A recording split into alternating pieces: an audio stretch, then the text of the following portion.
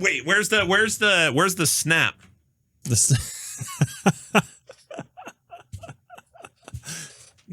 God, wait. Hold on. Yeah. Here we go. Yeah, dude. Here we go. Mark it.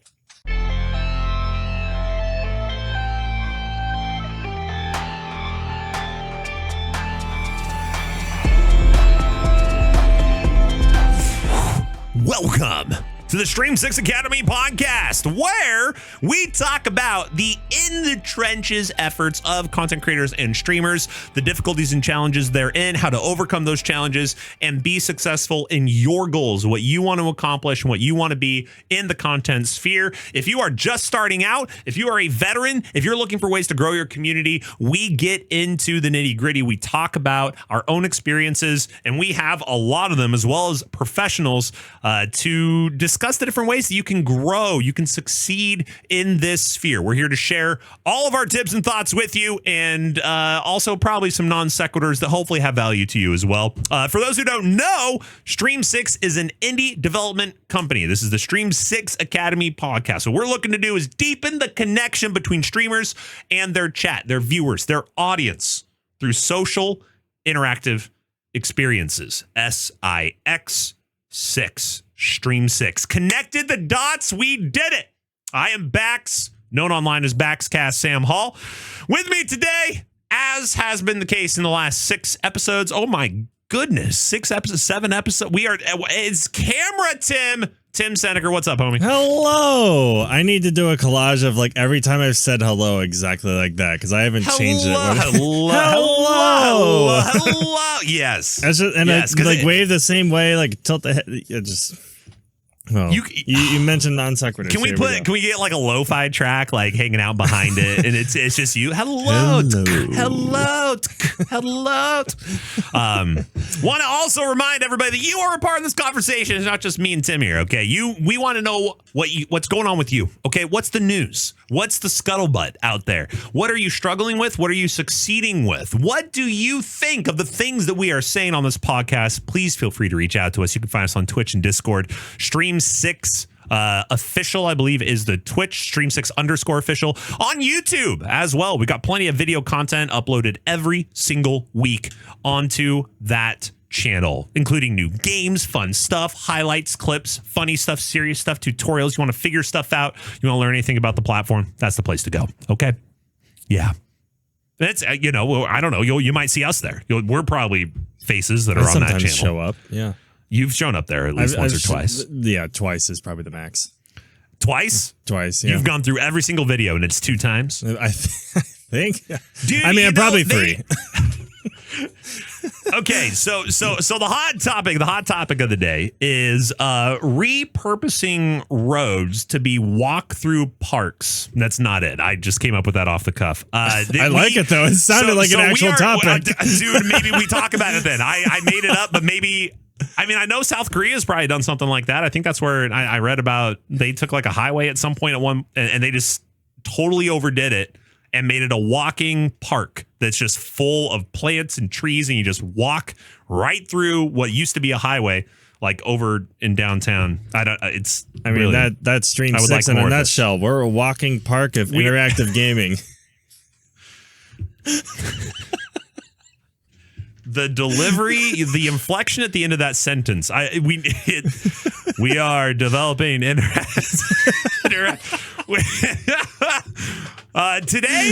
show is we are wrapping up season 1.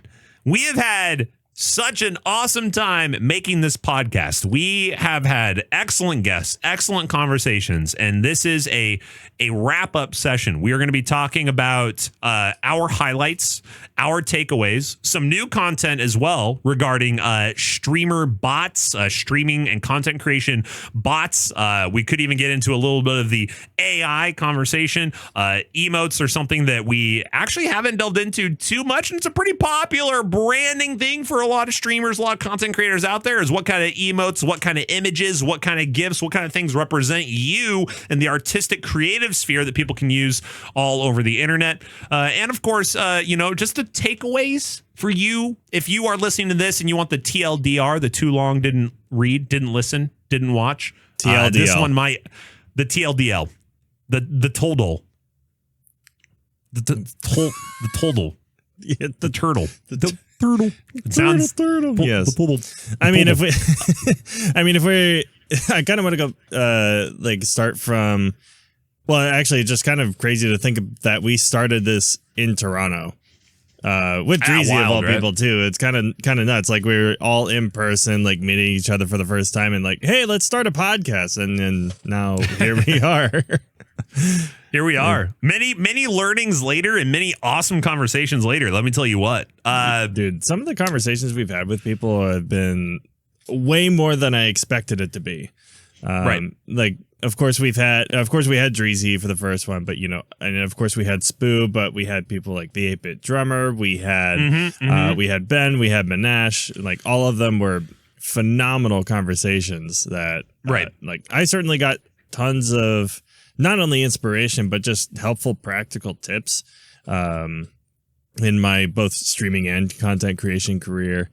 And, it's great to hear people from so many different walks of life have different perspectives, but also a lot of them, what I noticed, were very much driving towards a similar goal or very much driving towards similar things. Like, obviously, they had a lot of different things to say about certain topics, like when it comes to mental health, when it comes to esports, when it comes to repurposing content.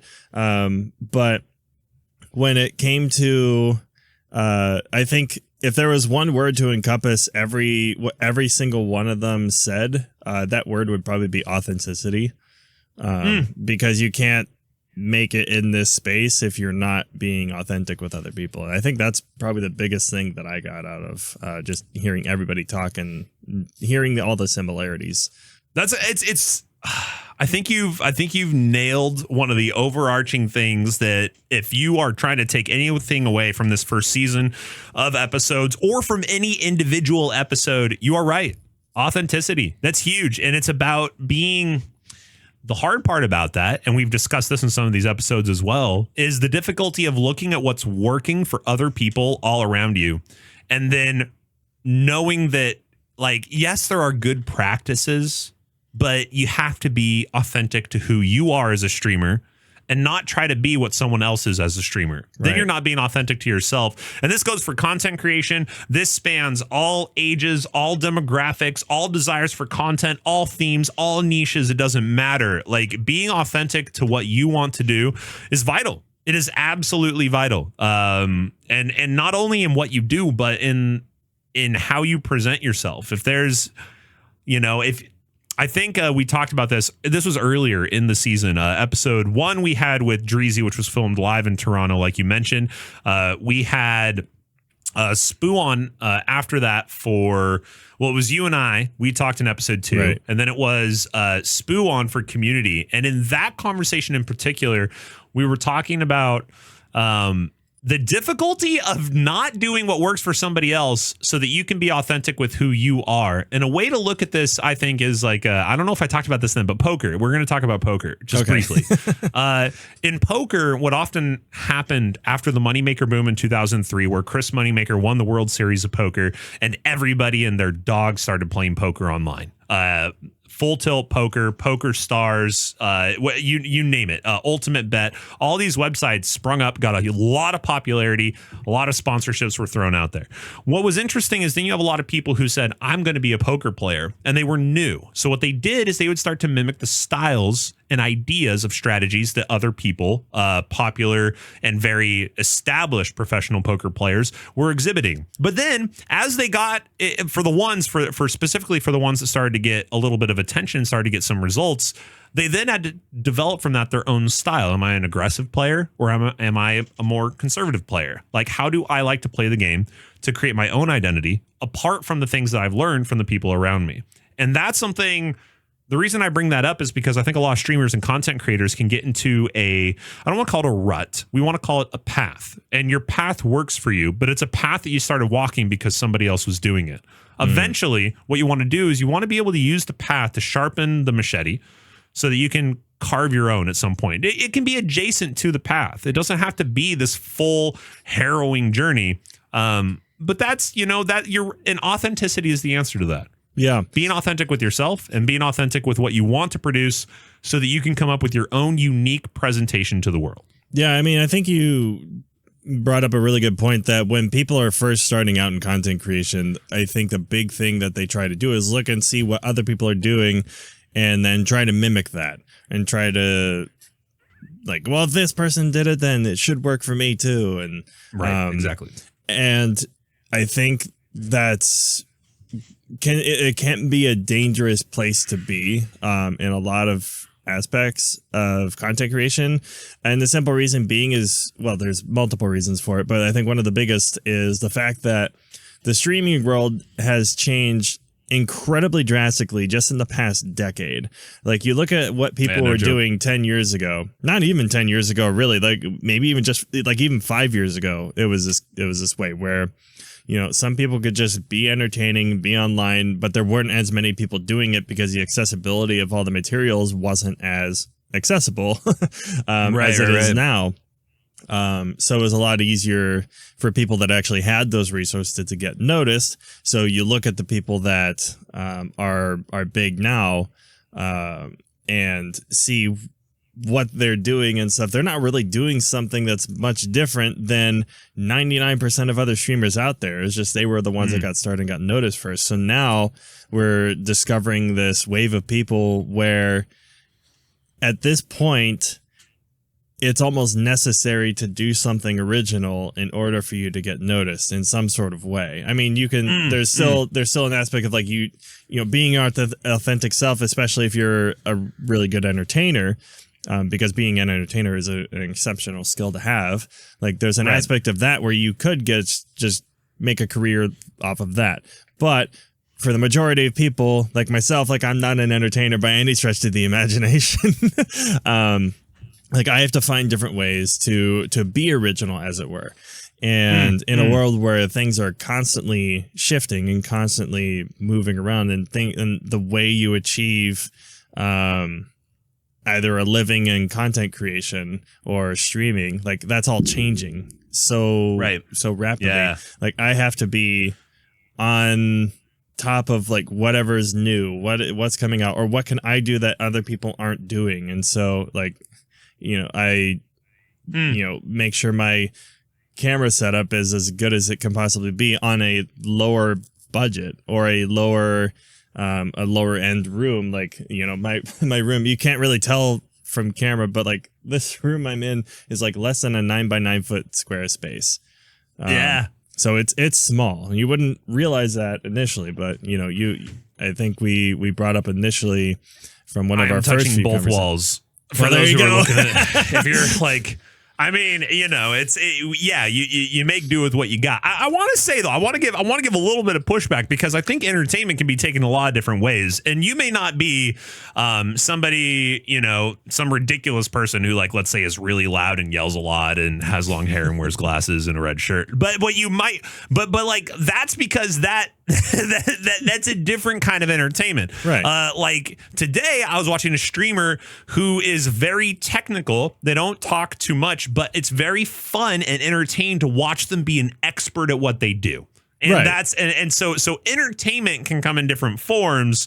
So it's more to say that if you aren't going to be somebody who's like really like loud as far as not only noise but visuals, just somebody who's like, I'm just a loud person when it comes to streaming, you don't have to make up for that. You just need to know what your authentic foot forward is. Yeah. And you're saying it's that technical aspect. It's saying, I have this knowledge. That's your best foot. You have all this knowledge that you can present to people. And so your entertainment is somebody saying, how on earth could I go into DaVinci Resolve or maybe, some relevant, software and make it work for me? And you can be like, let me show you. And then boom, you get into all this technical stuff. And the people who are there watching that are entertained by the process of understanding this technical aspect. Yeah. It's just to say that entertainment is different, and that may not get the viewership that, XQC is going to get, right? But that's not the point. The point isn't to set a goal that's unattainable. The point is just to be your authentic self, take your authentic swing, and then just enjoy the project of presenting your best content in your version. Just let that be good enough so that you don't beat yourself up. I think a lot of people do that. Yeah. Very prone to beating themselves up when they don't get these numbers or that didn't go right or all this scuffed. Instead of saying, yo, I'm awesome. I'm an individual. I'm unique. Let me present my creativity to the world. Right. And I think that is an important distinction to make, that entertainment comes in a variety of different forms. It's not just people being like boisterous and loud and all of this great stuff. Right. But like entertaining you can find entertainment in a variety of forms. So like, I think Nutty's a great example where, he's a very, he's very technical while being creative at the same time. And, he's not like a loud and boisterous person, but he doesn't have to be. Like he has, he's very dry, very dry humor wise, and I love it. For those who don't know, Nutty is a content creator and a streamer who does a lot of coding and technical things behind the scenes about setting up different connections, like, shine a bright light in my face if you donate a certain amount of bits, or have this, alarm go off on this back screen when somebody raids into me. Like just coming up with these creative ways to do things. So please continue, just so that the context is there. Yeah, of course. Andy Lippy's another one too. Like if we're gonna throw out names, and like Andy Lippy's, no joke. We can just keep going, right? We can just keep checking out names. But like we bring these people up to kind of bring a point to where we are getting to a place, and we probably are already there, to where being original in some sort of way, or coming up with something that is your own original, authentic part of yourself, and making that something into a creative piece, like that's almost necessary at this point. Right. But it's not to say there aren't good practices. And so that's the thing, right? It's like there are good practices that you should do, but then there's your own creative spin that you need to put on top of that, whatever that looks like. Yeah.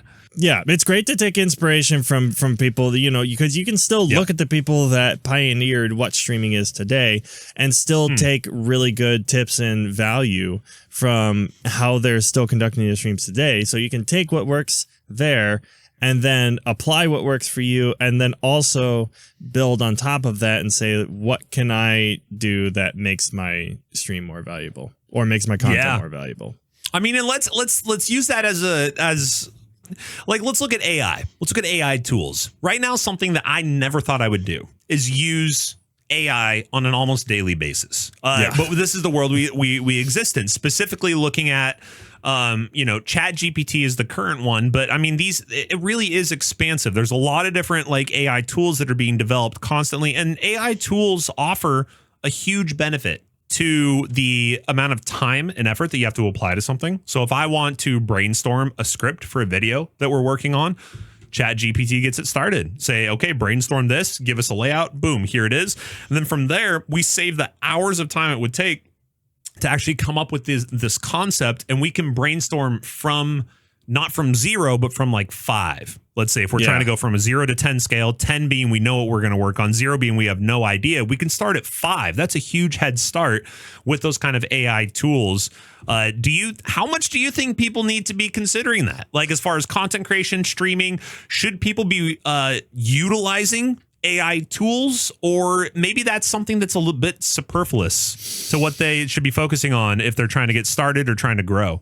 I think AI should be looked at as a tool to save time in the long run. And I think if you want to ease the load on yourself in some sort of way, AI is 100% worth learning. Because it's not just ChatGPT, but there's also AI tools that'll help cut down your stream into like different little short pieces, like whether it's 3 to 5 minute pieces or, you know, YouTube shorts or TikToks, whatever. And it'll pick the content from that and make it into shorts. Like there's AI tools for that. There's AI tools for captions so that you don't have to like manually type everything or use some other audio transcription service online somewhere. There's AI tools that, you know, of course we use ChatGPT, and, you know, it's great for generating thumbnail titles or YouTube titles and you know, generating template scripts. And I use it for voiceover scripts a lot, just to generate some sort of template that I can use. So I think we aren't at the point yet where AI is necessary for your content creation career, but I think we are getting to the point where you will burn out quicker if you don't use it.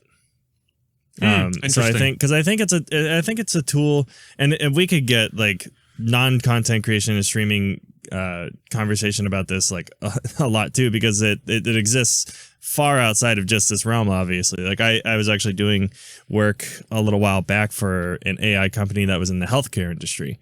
And seeing what they did was very fascinating too.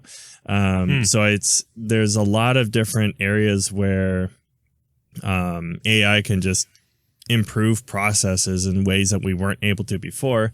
And you know, there's a lot of fear around it too.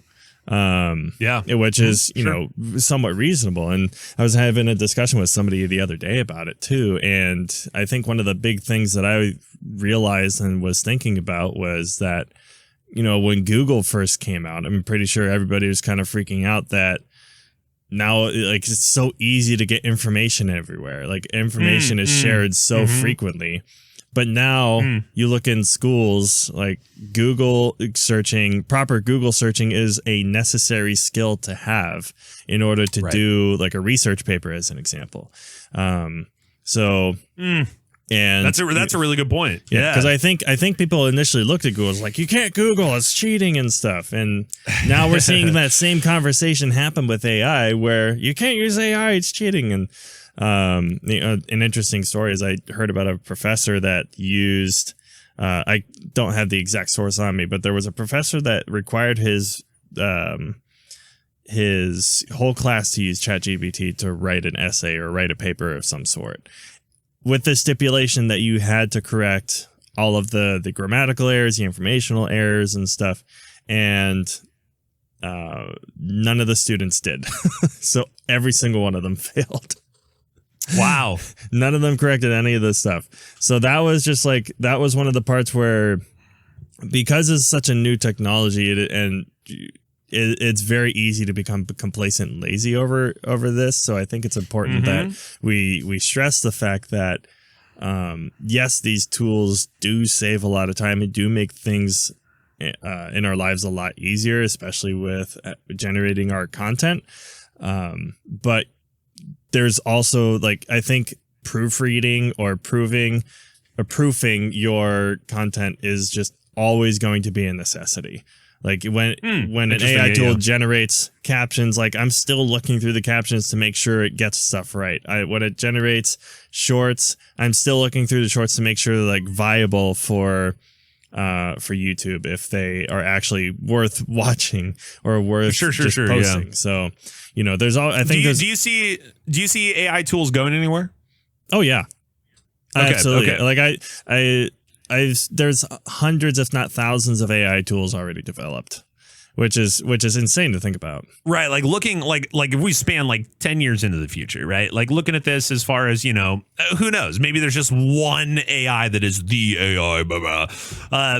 But for for the 10 years from now listener, you know, saying, okay, what should I do about this AI? It sounds like, you know, we this is still advice that it's like AI helps. It's helpful. It's helpful because it saves you time. That's the big thing.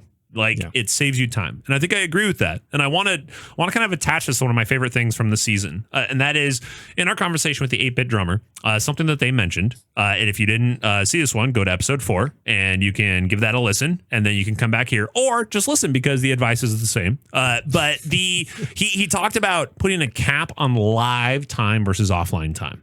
So live and not live. Live for 3 hours max. Like that, obviously that rule is going to get broken every once in a while. But I think the more important thing to take away from this and from the idea of saving time with AI tools, or any tool really, it doesn't even have to be specific to AI. If you are saving time, the reason that's important is because you need to have your goals figured out, but then you also need to know that your time has value. If you spend 8 hours streaming and you see the same results as if you stream for 3 hours, you have a 5-hour differential that could be spent maybe promoting your content on other platforms. Whatever those platforms may be, it doesn't matter. Appropriating your time as a split between your live time and then taking your live time and using that to create content on other platforms is vital. If you find you don't have the time to do both those things, then that's where tools come in, or even like an examination of your scheduling or discipline or time sensitivity or time boxing or different methods of things that can help you take the time you spend live, which is energy sapping. Like it really is. Like just going live and being on camera is a thing that some people do naturally. Most people don't. When you're on camera, you know that there is like an eye. You are being capital S seen. Like it's not gaming or being behind. Even being on a microphone and not on camera is different than being on camera where people can see you all the time. That is stressful. It is emotional. There is some little piece of that that's going to take a little bit away. It's nothing to be scared of. It's just to say it happens. So respect that for yourself. Say, okay, I'm going to be on camera. Maybe I shouldn't be on camera for 8 hours because that does get a little exhausting. Maybe, and then when I'm done streaming for 8 hours, 6 hours, whatever it is, I feel very exhausted. I don't feel motivated.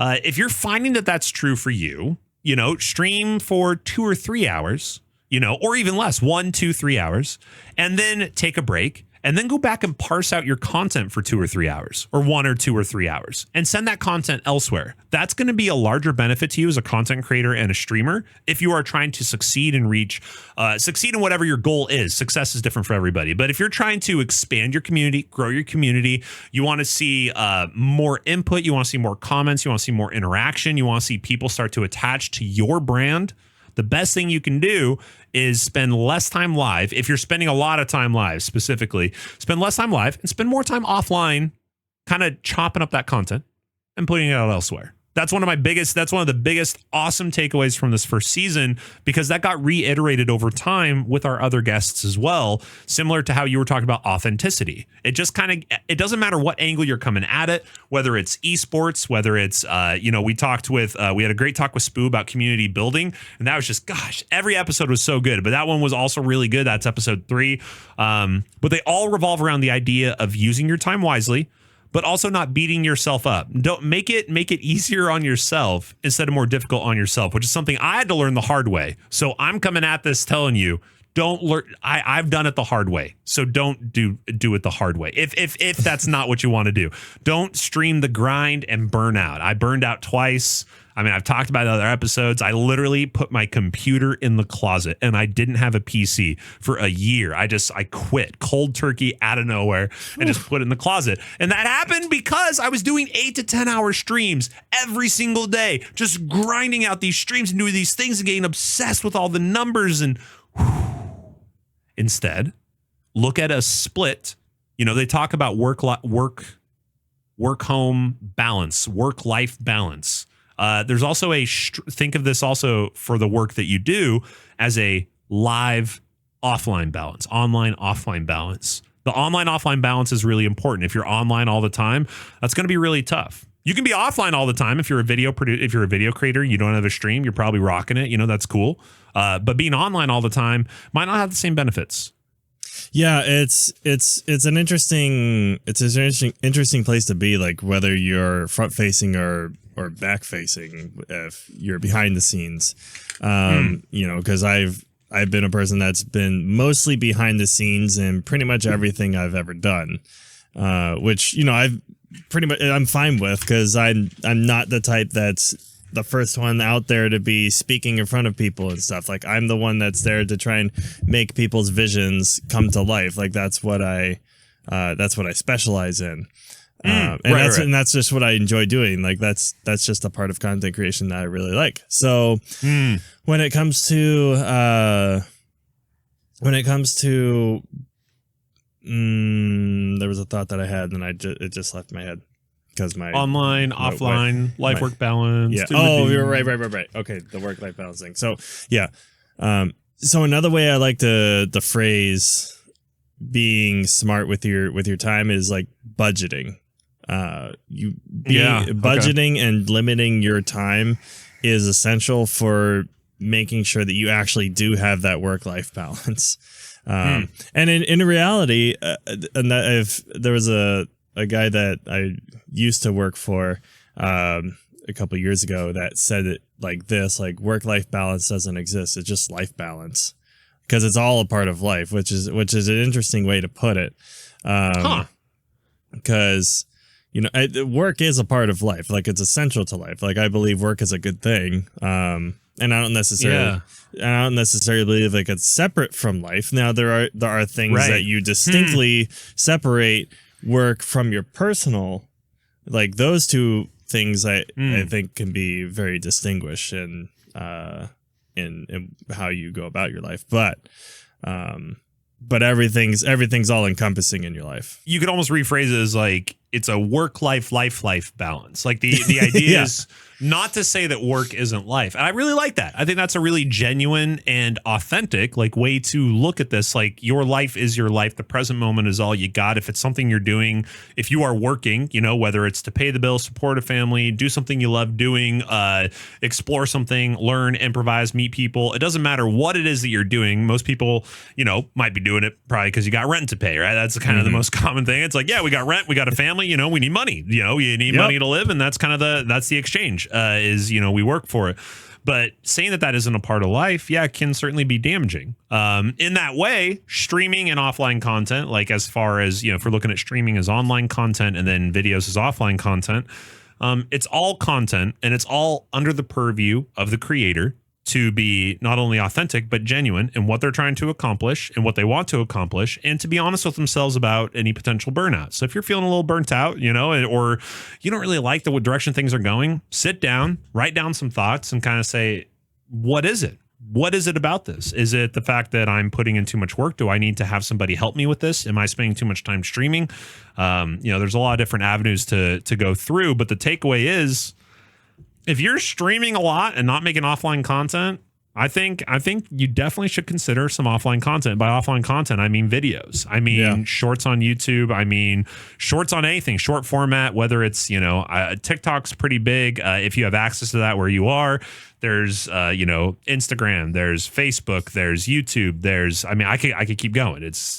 But getting stuff out there in the world, certainly worth it. Certainly worth it, exploring other platforms and those things if you're trying to grow your community and your following. Yeah, and just to speak on burnout, like if you're in a place where you feel like you just have too much to do all the time, like take a step back and evaluate, like set a timer for how long you're doing each thing. Like, are you streaming more than 5 hours a day? Are you taking such a time to edit a video? Are you taking a certain amount of time off that you shouldn't? Are you taking too much time on that you shouldn't? And you haven't taken a break in forever. Like, evaluate your things you spend your time on, and then say, where can I cut back, or where can I improve my process? Like, if I am taking 20 hours to edit a 1-minute video, like maybe that's something that needs to change. Like maybe we need to reevaluate like how we edit. And so how can I edit faster, or how can I get the roast out of the oven, as it were, to just get it to, it never has to be like 100% there.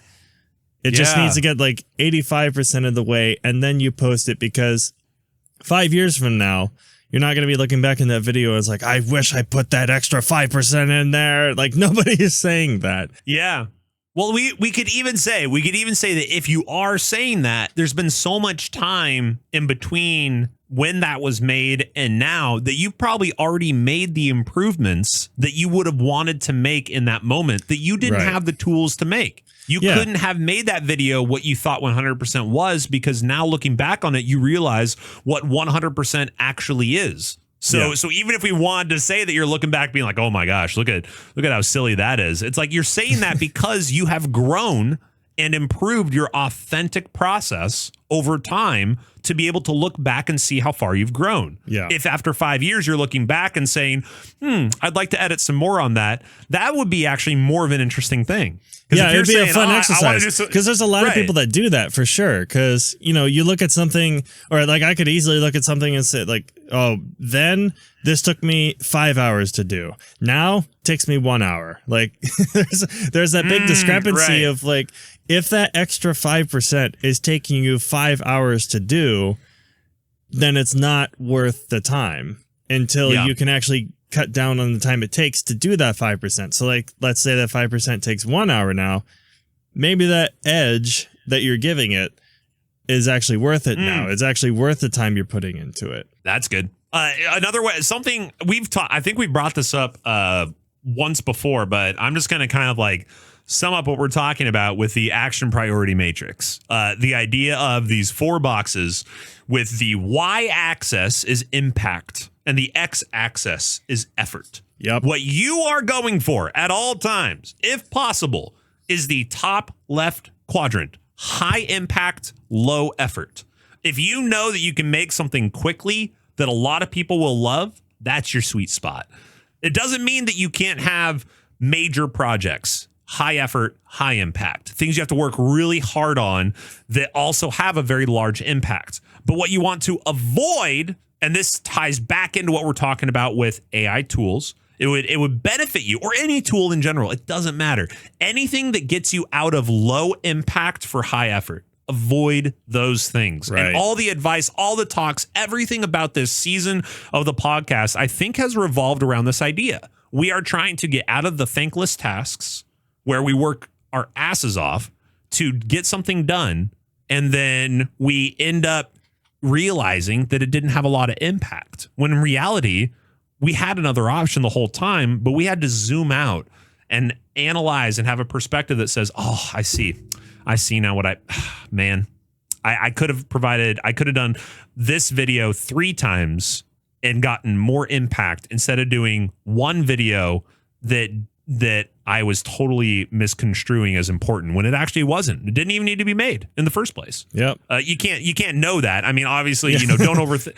Like I say this a lot, but instead of applying too much forethought, apply more back thought. Do the thing and then analyze. But always be analyzing to see, was that a thankless task or was it a quick win?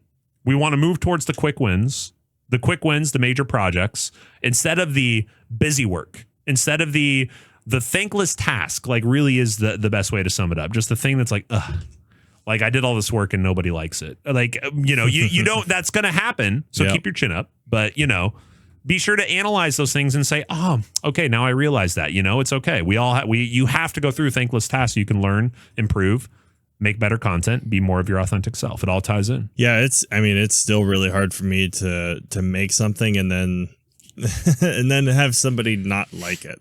That's I don't know if that goes away, man. It's tough. It never goes away, but it's like for me, it's like I still have a hard time like not thinking back on those and thinking like I could have done this better and stuff. And like that's a part of my own mindset that I need to just get out of my own head and keep making better things. Like exactly. If I'm focusing on the things that I could have done, then I'm holding myself back from the things I could do now.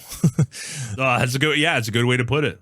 And you can get into a paralysis. This is actually mimicking a lot of the conversation we had in the first episode, I think, with Dreezy, where we were talking a lot about just how do you rip the Band-Aid off and just do the thing. And the key is to just do the thing. If you think too much on the front end, you might run into a paralysis, a creativity paralysis, where you get so deep in the weeds of what is the right thing to do that the thing doesn't get done.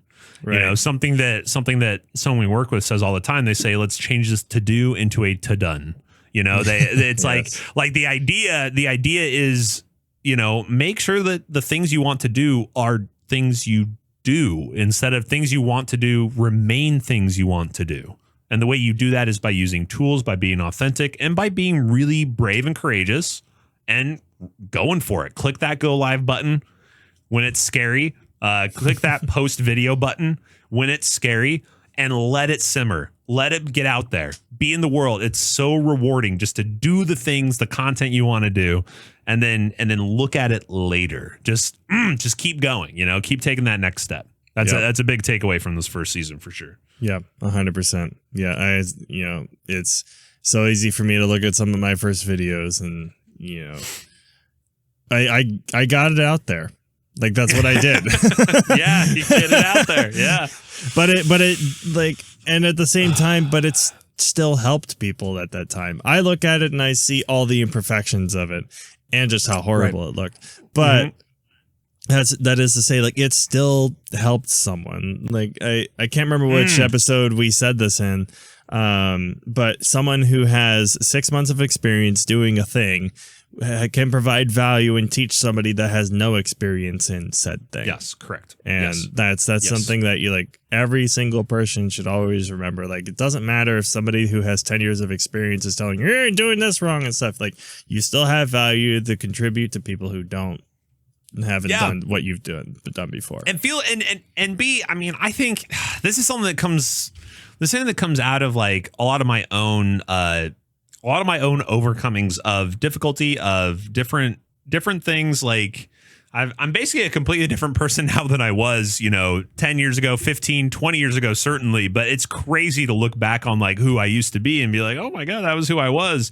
But the reason that's like so interesting is because this is like, you need to be willing. It's not easy, but taking steps to improve yourself is very, very valuable. And I think we have a very unique opportunity in the world with content creation to be expressive of things we think are really interesting and neat, and also to connect with people on things that we think are interesting and neat. Not everybody's going to agree with you. Not everybody's going to like what you like. In fact, people are going to show up to the content you make and they're going to say, wow, no, thank you. And that's because you're being authentic. Like, you have to remember that a lot of people, might be so afraid of their own authenticity that they look at other people's authenticity as a threat. And so they're going to try to downplay it. Or if you're being your authentic self, your authenticity may very well not jive with a lot of people. I know that there's a lot of I'm a very loud person. People will show up in my stream when I stream and they will say, you are too loud. And I say, amen. First, we agree that I am loud. Secondly, if that's the case, it ain't going to change. So this might not be the stream for you. And it's that easy. It's not, the people who might try to like twist the knife a little bit and go a little crazy. Well, there's a ban button for a reason. But the people who are just, it's like, this just ain't for me. That's the reality. That's the reality of a lot of this. And you find that out when you are authentic to yourself. And you can always remind yourself, people aren't going to like my authenticity. Some people, a lot of people are going to like my authenticity. They're going to love my authenticity. They're going to look at the way I come up with these creative solutions, these creative presentations, and it's going to make their day. They're going to show up to my stream again. They're going to watch my next video and they're going to say, I've never seen content like this, and you speak my language. Yep. And if you don't take that first step, you might never connect with that person who says, I have been waiting for your content. And they might be your number one fan. They might be your only fan, but it doesn't matter. They are the person who you presented content to and you changed their life. Even just one person. That connection was made. And otherwise, both of you would have gone through your lives and had no idea that you were just waiting to connect over your own authentic creativity. That's a sister. Yeah, I mean, that's huge. Like, and I just want to touch on that point again, that like, you're never going to please 100% of people. And you're never going to make content that's for 100% of your audience or 100% of everybody who ever sees you. And that's completely okay. Like that one person could be the difference maker.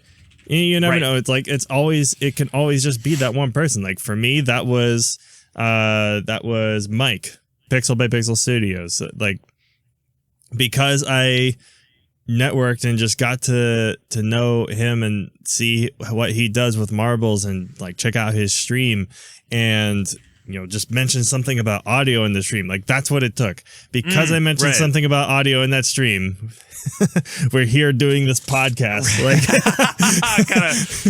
I skipped a few steps, but like you skipped a couple, at least 2 steps. Okay, I like let's be very clear. Yeah, but but it's like it's those little things that can lead into something else. Like with Schmoll, the Untoward Banana on Twitch, he and I just happened to help him with something involving his stream, and now I work with him with Cutscene, which is like a really cool connection.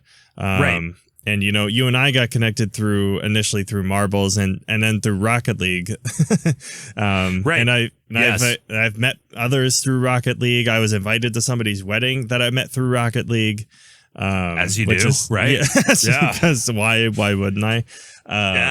So it's just never expect that you're going to make everyone happy, but always be ready for that one person that you could make the difference in. And to even give a little bit of perspective to this, because sometimes it can be hard to like ground in this, but I'm using some very rough numbers here. 30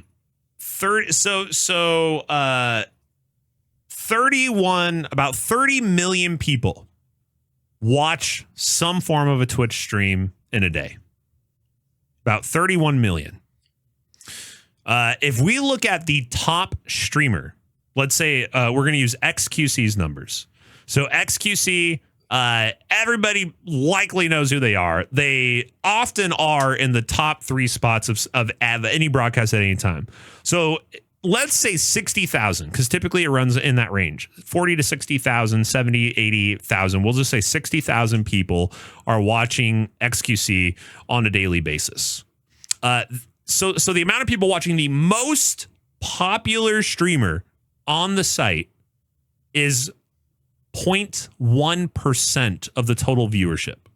Yep. So we're talking a 1/10 of 1% of people watching the most popular streamer. The reason I think it's important to bring that up is so we don't like bastardize the idea of like finding your niche and streaming to your people, because even the most popular streamers are pulling incredibly small portions of total viewership.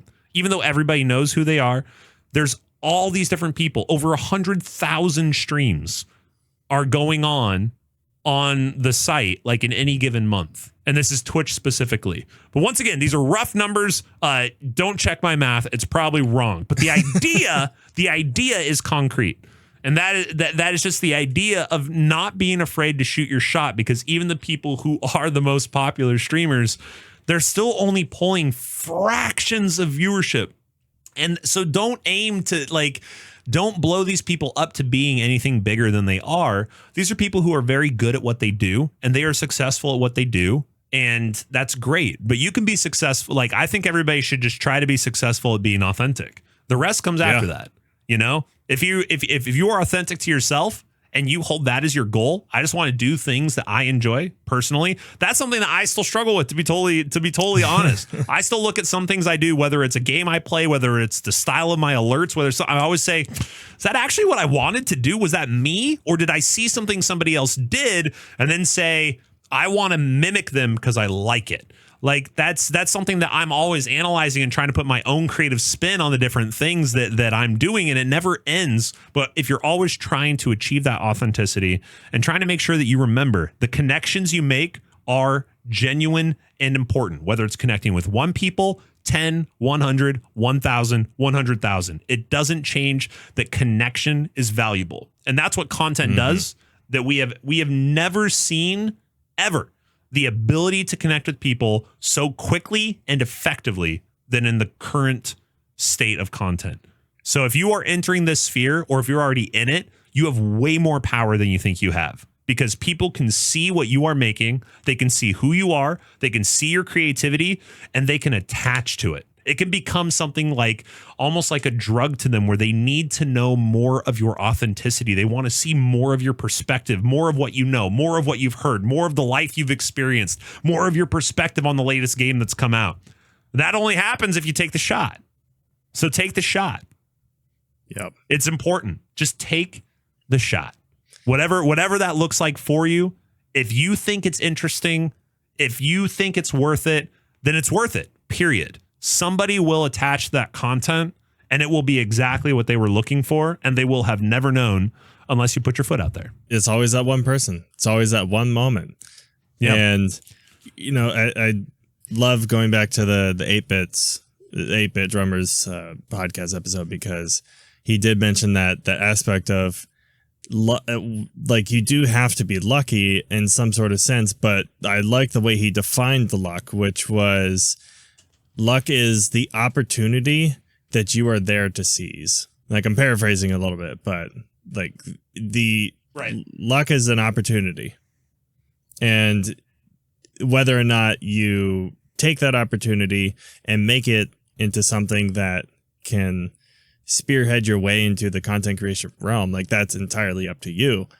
But you know, you're not going to get there unless you actually take your shot, because you know the famous Mario Lemieux, just kidding, Wayne Gretzky said, you know, miss 100% of the shots you don't take. So yep, Wayne Gretzky, Michael Scott, miss 100% of the shots you don't take. It's true. I grew up a Penguins fan, so. Okay. Yeah, I always insert that in there. Yeah. Okay. Interesting. Okay. No, that's a topic for another time. Yep. Well, we're gonna have a deep discussion later. Yeah. We'll off the air we're gonna throw fists, but while we're on the air we're gonna be very cordial.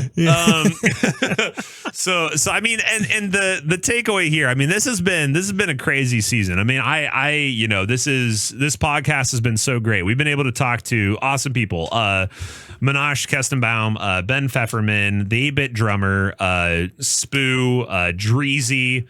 You and I have been able to get into some awesome conversations about different tech, about different paths, different platforms. There really hasn't been anything that hasn't been covered. And I think the most important thing from this first season of this podcast is what we're talking about right now. You get it in a lot of different doses in every episode, every different angles, whether it's esports, whether it's mental health, whether it's community building, whether it's identity and branding, it doesn't matter. It's all about authenticity and shooting your shot. Like that really is what it all boils down to.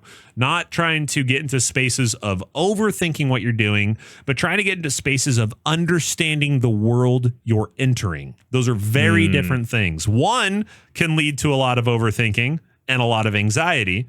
And the other says, why am I doing this? What's important to me? What do I value? And how can I best represent that in the content I make? And that's what and that's it. What are the tools I need to look at? What are the different paths I need to look at? What are the platforms I need to look at? What's the hardware? What's the software? It all boils down to what's going to work best for you as a content creator, not what works best for everyone else. What works best for you, and then how do you execute it to the best of your ability? Right. Because there are ideas and there are ways that people have of being able to achieve certain things. And there are ideologies that, you know, work better than others in a general sense. But that's all to say that you can still make it your own journey and make your own path to however you are approaching content creation, whatever tech you decide to use, whatever software you decide to use, whatever people you decide to talk to or network with or market to, like that differs for every single person. So being able to take your strengths, capitalize on your strengths, and say, what can I do with my strengths that I really excel at? And where do I need accountability in my weaknesses? Like if my weaknesses are actually holding me back from a critical area, like how can I get better at that, or at least better at recognizing what those weaknesses are? Like having that person or having those people in your life that are able to support you in that way. Like we're all here to support each other in everything that we're doing in regards to content creation. We're all here to support each other in our professional growth, our personal growth, and the sky's the limit. And it really is. Yeah, you just have to be willing to go for it. Yep. That's a big thing. Only way to learn is to get a little dirty. Theodore Roosevelt was talking about, I think it was Teddy. Teddy mentioned, better to be in the ring, bloodied and bruised and beaten up than to have sat on the sidelines watching. Like more, I am paraphrasing the crap out of that quote. I did not do a good job of representing. I want to be very clear, but the gist of the quote, because the quote is so eloquent, it's so much better. I should have just looked it up, but here we are. Now I've said my worst version of the quote, and you know what? I took the shot at remembering the quote. I took that shot. I put my best foot forward, and now it's content. You see how that works? Now it's content. Oh wow, look how bad he said this quote, and now it's like great. Now everybody can bring that up on my streams and stuff. Put the way you said it on a T-shirt at Walmart, and then the quote is by Teddy Roosevelt. Maybe. Teddy maybe. It's Teddy maybe. True. Teddy maybe. Teddy maybe needs to be an inside joke now. It's just wow. That was you really Teddy maybe that. Never mind. I don't want to make that a thing anymore.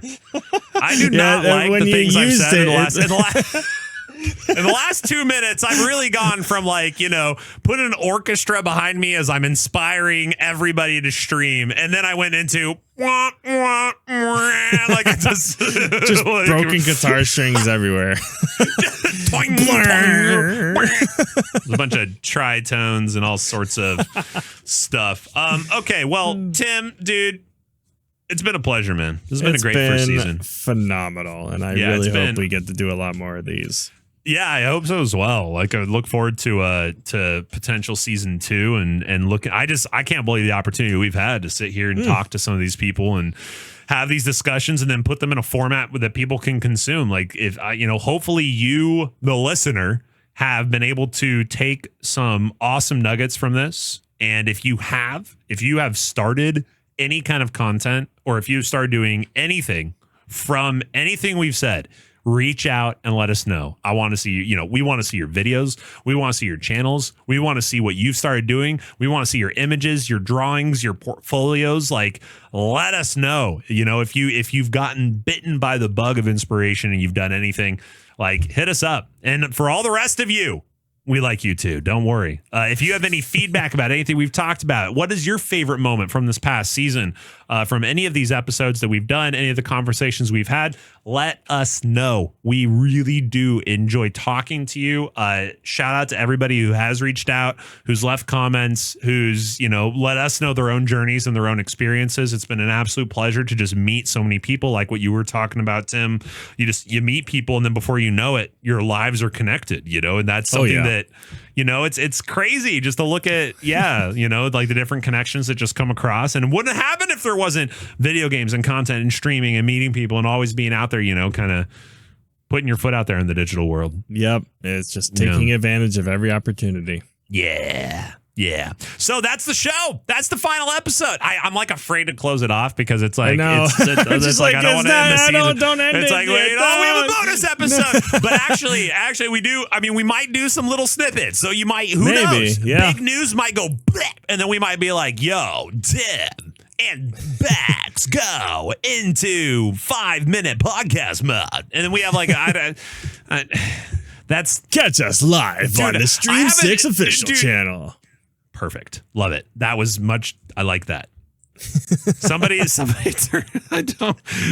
So, okay, I'm going to do it though. The music's playing. Edit the music in right here. The music's playing. It's playing us off. Oh no, we have to end the episode. Thank you for listening. Appreciate y'all so much. Seriously, really do. Check us out live. Okay, there's a ton of streaming happening with StreamSix and a lot of videos, like I said, being dropped. Check us out on Discord as well. If you want to be a part of the conversation, you can always reach out to us there. Thank you so much for all the support, and remember, go shoot your shot.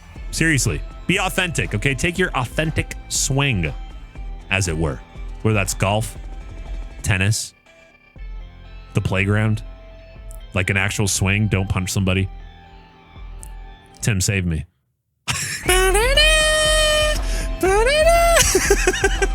Are you doing the music? I was doing the music, yeah. The music is still playing. It's still We've playing. had to loop the music now. The music, the had to stinger loop it does so not many have this times. much. It has been looped. Okay, I'm out. Seriously, thanks everybody. Appreciate you. Okay, we'll catch you. We'll hopefully catch you next season, or for a quick little hit podcast episode. Come stop that. Here we go. We love you guys. Thank you for tuning in this whole season. We've loved every single minute of it. You have no idea how excited I get to record these, to talk to people, to talk to PAX. It's been fantastic. We'll see you next time.